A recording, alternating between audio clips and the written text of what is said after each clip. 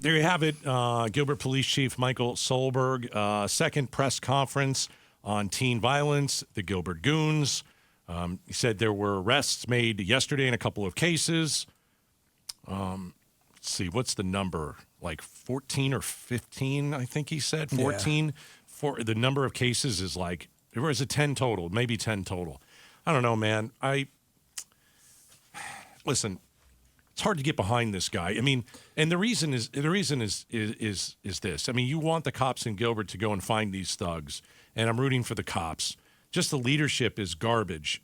You know, I don't like how he comes out and the first thing he says is, well, you know, I'm not really used to doing these because Gilbert is such a safe place. Why don't you tell some parents who had to take their kids to the ER because their heads were bashed in? All right, I'm not saying that Gilbert is a violent place, but I'm saying there have been violent acts in Gilbert, and for the first words out of his mouth is, "Oh shucks, I'm not really used to being here because Gilbert is so safe." Yeah. And I would just say, why don't you talk to some of the parents, because I know you haven't. You and the mayor both haven't. We have, by the way. Why don't you go talk to them? Because they don't feel it's very, very safe. On a Friday or Saturday night, their kids aren't going out. Their kids are staying at home. So don't give me that crap that Gilbert is so overly safe. It just set the wrong tone to me. I will say it probably is overly safe. Hence the reason why this probably got away from them, because it's one of those places that's super safe. That's why it's a big story. Right? Do you have to say that to start? But that's the whole thing. He had to say that. Sorry about this, guys. Too hard? This is so easy being a police chief here. We're not used to anything happening. Yeah, you might as well have said that. Maybe I'm overreacting. But I will tell you this, Gaydos. The tears, man. Okay, so today he showed some emotion. He is a dad. I mean, did you buy it? No. I'm not saying that, they were crocodile tears or I don't know, man. He just feels so scripted. And it just seems like he's trying to rewrite history. And I hear him blaming others. Well, we got all this bad information, or, hey, stop talking on the internet about incorrect info. Well, if you came out and opened your mouth once in a while. One of the things, too, he said is, some people are choosing not to come forward and talk about this and or press charges, so we can't help that. And it's just a little bit. Yeah. Pointing the finger at people. Yeah. Like it's your fault for being attacked. A little bit insensitive. And the crying, I don't know. Do you buy it? I don't want to paint him as a bad guy. No. I just think he's done a bad job. Yeah. And you and I have talked about this before. This guy may be behind the scenes the best at what he does. Which I don't think is the case, actually. Yeah, but in the area of, who knows, maybe his officers love him, but in front of the camera, he doesn't do a good job. I didn't buy the crocodile tears at times. And it's just, again, it's frustrating. It all seems too little too late. It does. That's it.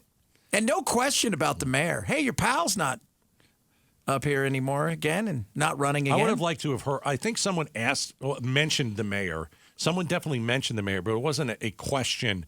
Like I would have said, the mayor stepped. Well, and we should tell you this. The Gilbert mayor has decided that she's going to continue not to do her job for the city of Gilbert, and she won't be running for re-election because she wants to spend more time with her family. I think it's because you wouldn't have gotten a vote, maybe even from the members of your family. Yeah, at this point in time. It was just, he angers me, actually. It was much to do about nothing today.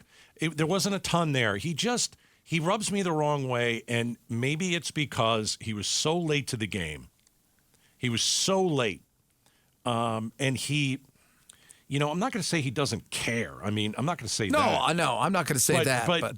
But man, this thing has been going on for months and months and months, and you've had 2 press conferences in the last 2 weeks. And where were you before? And I don't know. I just can't get past that. I can't get past, and maybe I need to, but I can't get past the lack of leadership he showed for months.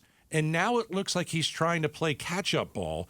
But in doing so, I just feel like he's talking down to the community about don't speculate or, hey, there's inaccurate stuff. Well, again, if you had held press conferences months ago or just said a word months ago, people wouldn't have to take to the internet and talk about what you're not talking Your about. non-transparency has led to much of the misinformation, disinformation.